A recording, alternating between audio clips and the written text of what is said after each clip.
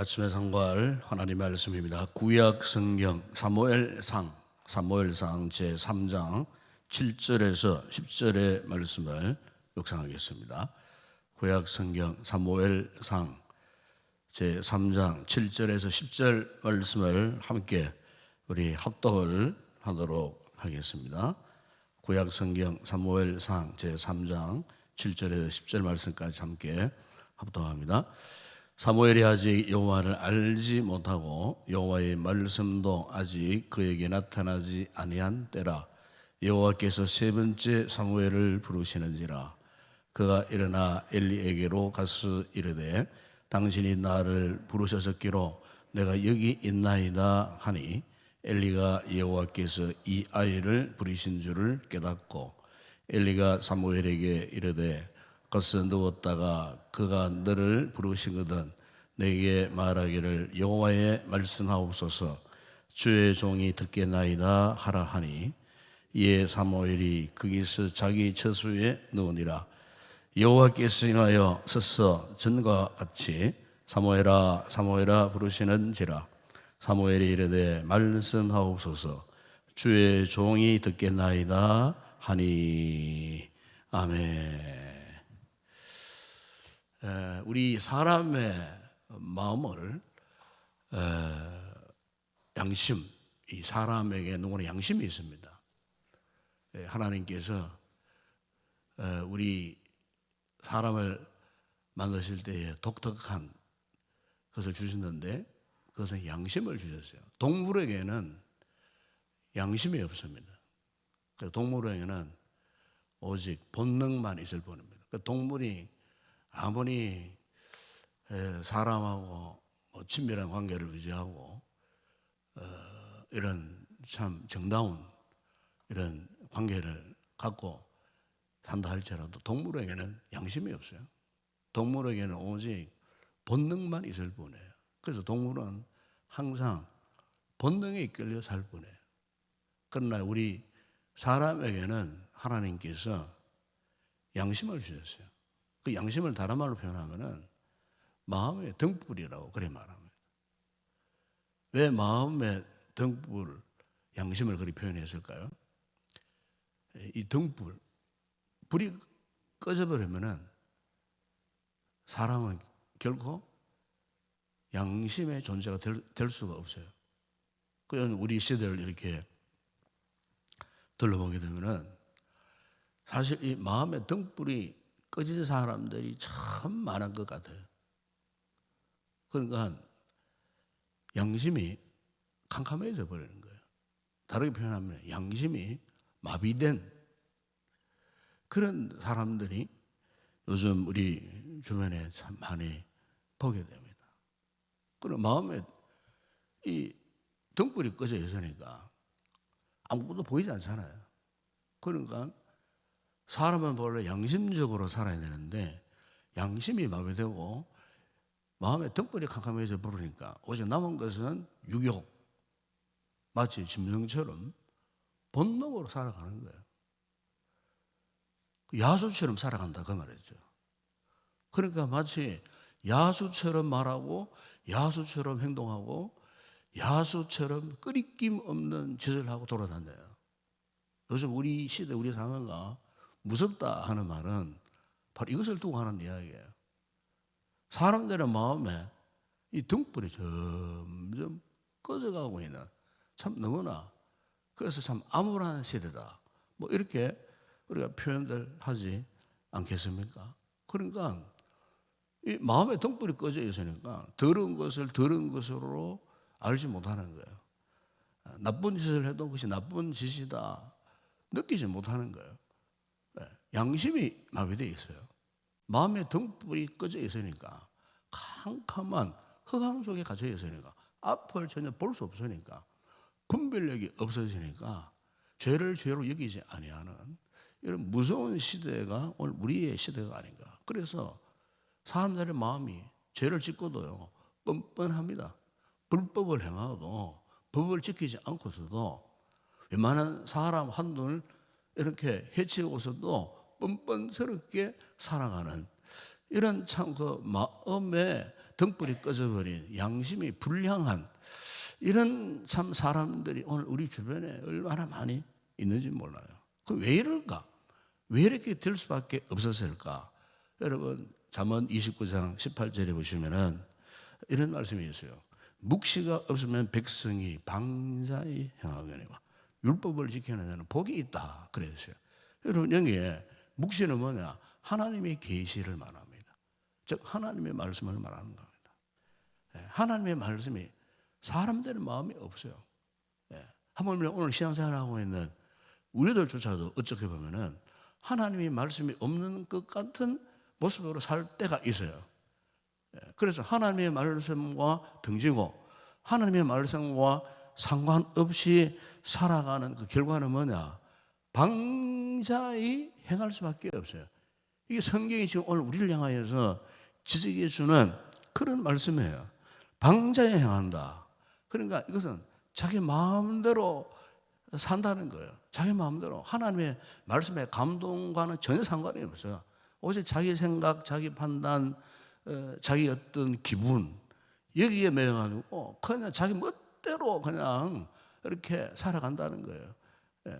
여러분 오늘 이 본문은 이 사사시대 마지막 말미를 이야기하는 부분이에요. 사사시대. 여러분 사사시대라고 하면은 이스라엘 백성들이 출애굽해서 광야 40년의 삶을 살고 그리고 드디어 가나안 땅에 들어가지 않았습니까? 가나안 땅에 들어간 그 이후에 400년을 사사시대라고 그래요. 사사시대. 그러니까 이 가나안 땅에 들어가기 직전만 해도 이스라엘은 대단했습니다.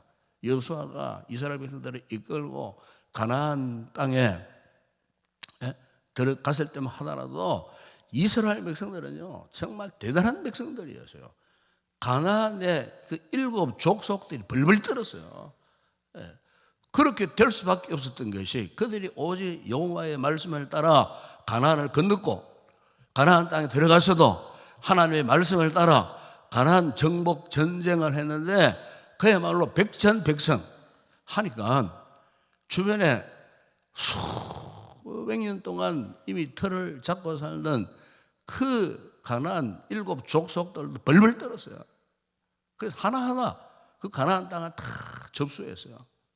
다 가나안 땅을 정복했어요. 약속의 땅, 젖과 꿀이 흐르는 땅, 이스라엘 백성들이 오직 여호와의 말씀을 따라 행진했고 순종했고 전쟁했을 때 하나님이 백전백승 하도록 하셔갖고 다 그 땅을 섭렵해버리는 이런 역사가 있었어요. 이때까지는 참 좋았어요. 문제는 그 모든 정복 전쟁이 끝난 이후부터 문제가 생겼어요. 드디어 사사시대를 접어들었어요. 이 사사시대의 특징에 대해서 여러분 사사기 17장 6절에 보면 이런 말씀하지 않습니까? 그때에는 이스라엘이 왕이 없으므로 사람마다 자기 소견대로 옳은 대로 행하였다고 그래요. 자기 소견에 옳은 대로 그냥 행하고 있어요. 왜 그랬을까? 왜 사람들이 하나님의 백성들이 이스라엘 백성들이 그 직접만 하더라도 말씀을 따라 살았어요. 말씀을 따라 순종했어요. 그런데 왜 갑자기 이런 말씀을 하고 계실까? 그 이유가 뭘까? 왜 이스라엘 공동체가 말씀의 공동체가 은혜의 공동체가 이렇게 되어버렸을까? 그 이유에 대해서 역시 오늘 이 사사 시대를 배경으로 삼는 사무엘상 초두에 특히 오늘 이 본문 읽지 않았지만 1절에 보세요. 이런 말씀을 합니다. 여호와의 말씀이 희귀하여 이상이 흔히 보이지 않았다. 여호와의 말씀이 희귀해져 버렸어요. 그 사사시대 특징은 뭐냐? 여호와의 말씀이 희귀해진 시대예요. 여러분 요즘요 저는 그렇게 생각해요. 우리 시대가 어떤 시대냐? 홍수시대예요. 홍수시대에 기가하는 시대라. 제가 그렇게 표현하고 싶어요. 홍수시대. 물이 지금 범람 홍수시대예요. 그런데 사람들의 영혼이 기갈이 차 있어요. 물이 없어서 기갈에 차야 돼. 이 말이 안 되잖아요. 홍수인데 지금 물이 범람하는 시대예요 지금. 그런데 사람들의 영혼이 이렇게 보면은 메말라 있어요. 여러분 얼마 전에 강릉에 다른지가 다 이렇게 막 물이 쏟아지고 범람하는데도 유독 거기에만 비가 안 내렸잖아요. 난리가 나지 않습니까? 사실 저는 그것을 보면서 오늘 우리 시대를 대변하는 사건이 아닌가 싶어요. 그러니까 오늘 우리의 이 영적 삶을 보게 되면은 이 말씀의 홍수 시대에 살고 있어요. 여러분 뭐 TV나 인터넷이나 유튜브나 보세요. 그야말로 온갖 말씀들이 막 범람하는. 그 어떤 분은 그래, 뭐 교회 올 필요 뭐 있나, 뭐 코로나 시대 때 온라인 예배도 그리 드렸는데 뭐 바쁘면 집에서 그냥 가족끼리 그냥 TV 틀어놓고 유튜브 틀어놓고 막 그냥 뭐 어느 교회 뭐 어떤 목사님 말씀이 들으면 말씀이지 이러면서 뭐 꼭 예배장에 나올 필요가 없다는 거예요. 아직까지 그런 사람들이 참 많아요. 그러니까 그냥 뭐 어디 가도 말씀을 들어주시니까 뭐 운전하면서도 말씀 들을 수 있고 어디 캠핑장에 가서 캠핑하면서도 말씀 들어주시니까 뭐 구태여 뭐 예배 현장에 나올 필요가 뭐 있나?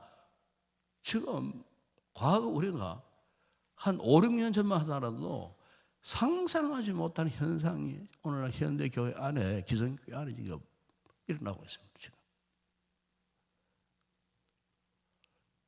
그러니까 점점 영혼은 말라가는 거예요. 메말라져 있는 거예요. 그야말로 홍수가 일어나 범람하는 가운데서도 기갈에 찬 목말라하는 이런 영혼들이 넘쳐나는 시대가 오늘 우리의 시대가 아닌가 싶어요. 참 여러분 심각하지 않습니까? 아주 심각한 상태에 지금 우리가 빠져 있는 거예요. 심각한 상태. 그런데 이것을 심각하다고 느끼지 못한다는 것이 더 심각해요. 지금. 오늘 우리는 어떻습니까, 여러분? 말씀이 범람인 시대. 혹시 내 영혼이 지금 목말라 하고 있지 않나? 메말라 있지 않느냐? 그 이유가 뭐냐 그러면? 오늘 본문에 이런 상황 속에 아주 심각한 문제들이 지금 일어나고 있어요. 이 짧은 이 사무엘상 3장만 보더라도 그 당시에 이 제사장은 유일하였는데 엘리였어요. 엘리. 말씀이 희귀한 이런 시대에 과연 이스라엘의 영적 지도자 리더 역할을 제대로 해야 하는 엘리의 가정은 어땠는가? 엘리의 가정은 어땠는가? 그 엘리의 두 아들 홈니, 비나스에 대해서 오늘 이후의 말씀을 쭉 보게 되면은 이런 지적을 해요. 이들이 하나님 앞에 엄청난 범죄를 지금 저지르고 있었어요. 그러니까 하나님의 백성들이 그나마 주의 성전에 제사를 드리려고 제물을 가지고 오잖아요. 그러면요, 그 솥에 삶고 있는 그 제물 가운데 맛 좋은 그 고기 뭐 이렇게 질 좋은 고기 이런 것들은 이미 이 두 아들이 다 빼돌려 버려요. 우리 식으로 말하면 하나님 앞에 헌금을 했어요. 헌금 함에 함부로 손을 대 버리는 거예요. 성도들이 그 피땀 흘려 봉헌한 헌금 누군가에 의해서 자꾸 그것을 일부를 빼내는 거예요. 헌금을 빼내듯이 이 이스라엘 이 공동체에 있어서 영적인 리더 역할을 해야 할 이 제사장의 가정에 이 두 아들이 하나님께 바쳐진 제물을 제멋대로 그냥 사용해 버리는 거예요. 제멋대로. 뿐만 아닙니다, 여러분. 이 두 아들은 성막 문 앞에서 정말 하지 못할 짓을 해버렸어요.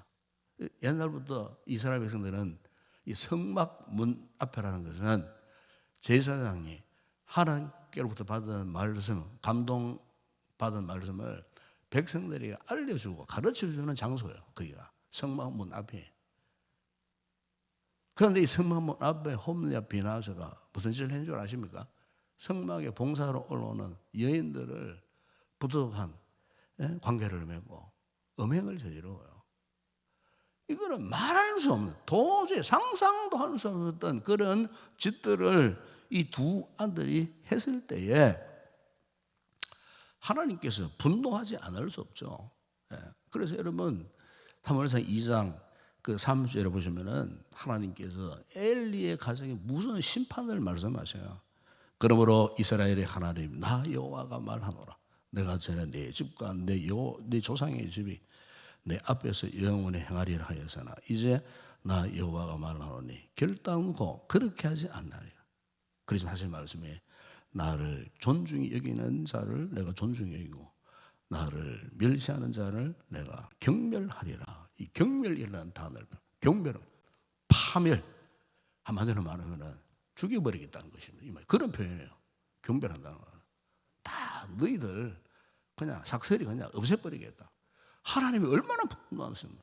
하나님 분노할 수밖에 없는 거예요. 그렇지 않겠어요? 예? 이런 무서운 죄를 지고도 그냥 뻔뻔스럽게 살았으니까, 예? 양심이 완전히 마비되어 버린 상태에서 더 이상 하나님을 두려워하지 않아요. 하나님을 존중히 여기지 않는 거예요. 여러분 신앙생활은 가장 무서운 거예요. 우리가 믿는 척 해도 사실 우리가 은연중에 하나님을 무시하는 경우가 참 많아요. 말씀을 무시하고 살 때가 참 많아요. 무서운 거예요 이게. 이게 여러분 한 번 두 번은 이렇게 그냥 하다가도 아이고 이러면 안 되지 싶은데, 근데 한 번 두 번 세 번 네 번 계속 이렇게 살아가잖아요. 그게 삶의 습관이 되어버리는 거예요. 그래서 여러분 신앙생활은 훈련입니다. 훈련. 끊임없는 훈련이에요. 신앙생활은. 군인이 훈련이 죽는다고 보세요. 그 군인이라고 말할 수 있겠어요? 군인은 전쟁이 일어났든 전쟁이 일어나지 않았든 군인은 끝까지 마지막까지 할 일이 뭐냐? 훈련을 계속 받는 거예요. 전쟁이 일어나지 않아도 군인들은 훈련을 계속 받는 거예요. 우리 성도도 마찬가지예요. 영적인 훈련을 계속 받아야 돼요. 이 목사도 마찬가지예요. 목사도 훈련을 계속 받아야 돼요. 그래서 쫓아다니잖아요. 뭘 배우려고. 기도하고. 왜냐하면 훈련 받지 않으면 내가 잘못하면 그 말씀처럼 그냥 방자에 행할 수밖에 없어요. 뻔뻔스럽게. 죄 짓고도 죄가 아니냐. 경건의 모양은 있어도 경건의 능력이 상실해서 보세요. 겉으로 볼 때는 기도하는 것 같아. 겉으로 볼 때 예배 다 잘 드리는 것 같아. 겉으로 볼 때 다 경건한 사람 같아요. 그런데 실제 상황은 하나님이 있어야 할 자리에 자기가 있고 자기 마음대로 좌우지어버리고 자기 멋대로 살아가는 거예요. 말씀과 상관없는 삶을 살아가는 거예요. 순종하지 않습니다. 이런 사람들은. 절대 순종하지 않습니다. 순종하는 척은 하지만은 진실로 마음에 우러나오는 정직한 순종, 진실한 순종이 없는 거예요. 왜 없느냐? 말씀이 이 안에 없기 때문에 그런 거예요. 말씀이 이 안에. 말씀이 희귀하니까, 말씀대로 살지 않으니까, 말씀대로 순종하지 않으니까, 이것이 이스라엘 백성들의 모습만이 아니라는 거예요. 오늘 우리의 모습이 아닌가 싶은 생각이 들어요. 이 말씀의 거울 앞에, 이 새벽에 우리 자녀를 한번 내어놓고 한번 성찰해보는 아침이 되었으면 좋겠어요. 계속해서 이렇게 뻔뻔스럽게 자기 멋대로 살았던 이 두 아들뿐만 아니고 엘리 제사장 가정에 대해서 하나님께서 결정적인 말씀을 하시는데, 그게 여러분 사무엘상 2장 31절이야 34절에 보시면은, 보라 내가 네 팔과 네 조상의 집 팔을 끊어 내 집에 노인이 하나도 없게 하는 날이 이를 것이라. 그래서 네 집에 노인이 영원토록 없을 것이다. 이 무슨 말입니까? 그 가정 가문에 대를 끊어버리겠다. 한마디로 멸문주가. 실제로 엘리 제사장의 가정이 그렇게 되고 말았어요. 엘리 가문이 그렇게 될 수밖에 없어요. 그 이유는 말씀을 무시하고 하나님을 무시해버린 거예요. 하나님을 두렵게 생각하지 않았던 그 결과 하나님께서 이 두 아들도요 비참하게 죽게 하시고, 엘리도 의자에 앉았다가 넘어져가지고, 요즘 말하면은 아마 혈압이 올라가가지고 그렇게 죽지 않나 싶어요. 그 시대에 하나님의 귀한 교회까지도 블레셋군들에게 빼앗겨버리고, 영적으로 완전히 파탄 상태. 여러분, 이것을 우리가 영적으로 볼 수 있으면 좋겠어요. 우리와 상관없는 말씀이 아니에요. 정말 하나님께 이 시대를 살고 있는 오늘 제가 여러분에게 경고의 말씀이에요. 하나님 말씀을 듣지 않고 불순종하고 무시하고 하나님을 가볍게 여기고 저 세상 사람들이 살아가는 것처럼 그렇게 살면은 우리도 그렇게 될 수 있다는 이 무서운 경고의 말씀을 지금 우리에게 하고 있다는 것입니다. 사는 여러분, 오늘 우리는 동물처럼 본능대로 살아가는 존재가 아닙니다. 하나님께서 우리에게 선한 양심을 주셨어요. 그 선한 양심의 근간은 우리 어떤 의지나 윤리나 도덕에서 나오는 게 아니에요. 철저하게 하나님의 말씀 속에서 이루어지는 거예요. 오늘 우리 시대가 위기의 시대라고 하면 이 시대예요. 하나님의 말씀이 제대로 선포되지 않는 거예요. 여러분, 우리 교회가 복음을 전하잖아요. 왜 복음을 전합니까? 왜 전도하자고 외치고 계속 강조를 하고 합니까? 여러분, 복음이 사라지면 남는 것은 그 윤리 도덕밖에 안 남아요. 여러분, 사람의 윤리 도덕으로 살 수 있겠어요? 윤리 도덕으로? 네? 복음이 사라지면 윤리 도덕밖에 남지 않아요. 그러나 그 윤리 도덕도 타락해버리면 아무 쓸모가 없는 거예요. 그러니까 복음이 무엇입니까? 하나님의 말씀 아닙니까? 하나님의. 우리 인생을 구원하시려는 이 하나님의 말씀이에요. 복음이 제대로 선포되지 않는 그 시대는 항상 망하였던 것을 볼 수 있어요. 역사적으로 다 그런 거예요. 교회가 복음을 제대로 전하지 않으면은 그 시대 교회는요 쇠락하고 퇴락하고 타락했던 그런 역사를 우리가 볼 수가 있어요. 이 중세 1500년의 그 시대에 교회가 있었지만 교회가 복음을 제대로 선포하지 못해 복음이 사라졌을 때 중세 교회가 완전히 타락해 버렸잖아요. 중세교회 이전에 초대교회 보십시오. 열악한 환경에 핍박 박해의 시대에 수백 년 동안 수세기 동안 그런 교회가 왕성할 수 있었던 것은 그 시대의 그리스도인들의 윤리 도덕이 강하게해서 그런 거 아니에요.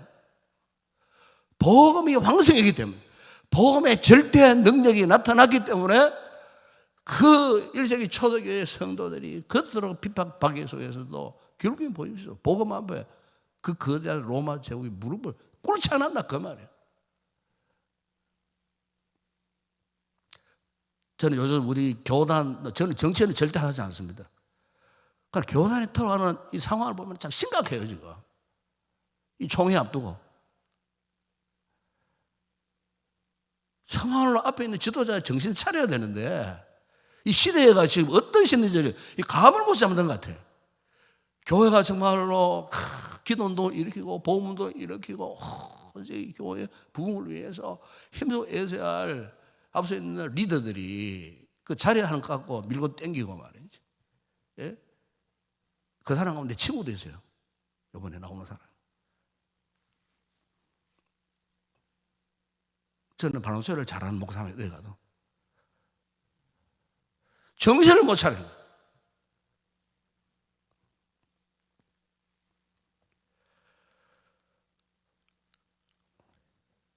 사랑 여러분, 오늘 우리 교회가 정말 하나님 앞에 절대적 가치, 하나님 말씀 앞에, 즉 하나님 말씀을 멀어지거나 떠나거나 이 말씀을 가볍게 여기면 안 됩니다. 말씀 앞에 우리 바로 서야 돼요. 말씀 앞에 서야 이 사사세대 같은 이런 꼴을 당하지 않는 거예요. 근데 오늘 보면 그나마 희망이 있어요. 하나님께서 사무엘이라고 하는, 비록 지금은 어리지만은 보십시오. 엘리는 전혀 말씀을 듣지도 못하고 깨닫지도 못해서 영적으로 캄캄해졌기 때문에. 그러나 어린 그 사무엘은 하나님의 음성을 한 번, 두 번, 세 번씩이나 알아들었어요. 들려졌다는 거예요. 이게 중요한 거예요. 말씀에 들려져야 돼요. 우리는 종교생활이 아닙니다. 신앙생활이에요. 신앙생활은 하나님을 바라본다는 뜻이에요. 하나님을 왜 바라봅니까? 그분의 말씀을 듣기를 위해 바라보는 거예요. 그런데 우리는 말씀이 안 들린다. 그러면 이거는 심각한 상태인 거예요, 지금. 말씀을 읽고 듣고도 깨닫지 못하면은 정말 우리는 미련한 존재예요. 그런데 말씀을 읽고 들을 때 말씀이 들려져야 돼요. 영안이 활짝 열려져가고, 이 말씀이, 오늘 이 시대에, 오늘 이 순간에 나를 위해서 주시는 말씀이구나 하는 것이 깨달아져야 돼요. 사무엘이 그런 사람이었어요. 비록 어렸지만 하나님의 말씀 앞에 그거요 듣고 순종했을 때 하나님께서 장차 이 타락하고 무너진 이스라엘 공동체를 세우시려고 그 어린 사무엘이었지만요, 사무엘을 통하여서 훗날에 하나님께서 놀라운 역사를 일으켰던 것을 우리가 보게 됩니다. 우리 교역사 가운데 여러분 성 어스틴의 일화가 참 많아요. 이 어스틴이 이방 종교에 빠져가지고 참 타락한 삶을 살았어요.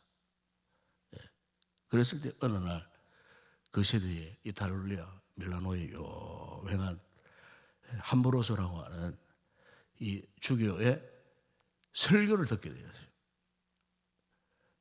방탕한 삶을 사는 어스틴이 함브로소의 설교를 듣는데 성령의 감동이 일어난 거예요. 그래가지고 집에 돌아가가지고 계속 이 성령의 감동을 이렇게 거절할 수 없는 그런 상황 속에 그가 하나님 말씀을 이렇게 읽고 싶었어요. 갑자기 성경을 탁 펼쳤어요. 성경을 탁 펼쳤는데 그 펼친 부분이 로마서 13장 13절에서 14절 말씀이에요. 거기 보면은 낮에와 같이 단정해하고 방탕하거나 술 취하지 말라, 음란하거나 호색하지 말라, 다투거나 시기하지 말고, 그러면서 오직 주 예수 그리스도로 옷 입고 정욕을 위하여 육신의 일을 도모하지. 이 말씀, 어거스틴이 이 말씀 앞에 무릎을 꿇었어요.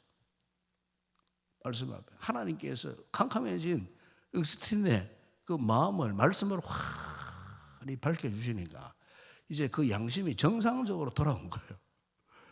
그러니까 인격적인 만남을 한 거예요. 여러분, 양심이 정상적으로 돌아와야 하나님과도 인격적인 관계를 맺을 수가 있어요.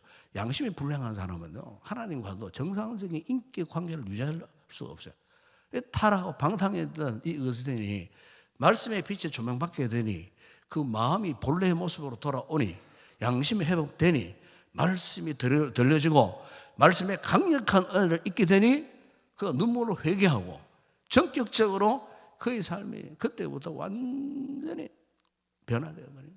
그야말로 하나님의 말씀이 내 발의 등이요 내 길에 빛이니이다 다윗이 고백했듯이 정말 하나님의 말씀에 환한 조명 아래 그 인생이 180도 동안 전환해버린 거예요. 그래서 훗날에 어거스틴을 성 어거스틴이나 이렇게 이제 사람들이 부를 정도로 정말 하나님 앞에 겸손한 삶을 살고 우리 기독교 역사의 신학의 주축을 이루는 위대한 인물이 되었다는 것을 우리가 알게 됩니다. 여러분, 오늘 이 새벽에 한번 우리 자신을 한번 돌아보십시다. 오늘 우리의 가슴에, 우리의 마음에 정말 하나님의 같은 은혜의 말씀에 빛이 켜져 있는가? 이게 중요한 부분 아니겠어요? 말씀 앞에 우리의 마음이 환하게 밝아져야 오늘 우리가 정상적인 양심을 갖고 하나님 앞에 더 열심으로 경건의 삶을 살고 또 순종하고 또 마지막 주신 이 지상 명령, 이 복음의 삶을 감당하는 우리 되지 않겠습니까?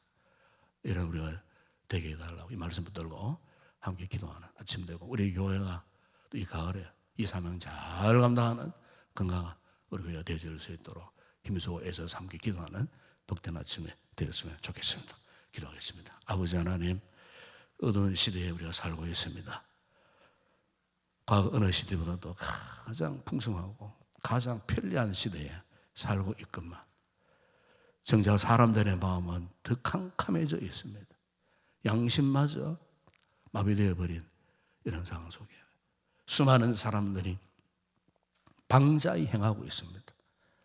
아버지, 오늘 우리는 어떤 모습으로 살고 있는지 이 말씀의 그물 앞에 우리 생활을 돌아보게 하여 주시고, 혹 우리 또한 그 같은 세인들의 모습으로 살고 있다면 속히 돌이킬 수 있도록, 돌이키지 못했을 때에 엘리의 가정을 하나님께서 멸문죄화시켰던 것처럼 아버지, 우리도 잘못하면 이런 위기를 만날 수 있는데 정신을 차리고 근신하여 항상 우리의 마음에, 우리의 영혼에 말씀의 빛이 끊이지 않고 착한 마음, 착한 양심을 가지고 하나님 앞에 온전히 헌신하고 순종하고 이 시대적 소명을 잘 이루어가는 우리 모든 성도들 되게 하시고 우리 교회가 되게 하여 주시옵소서.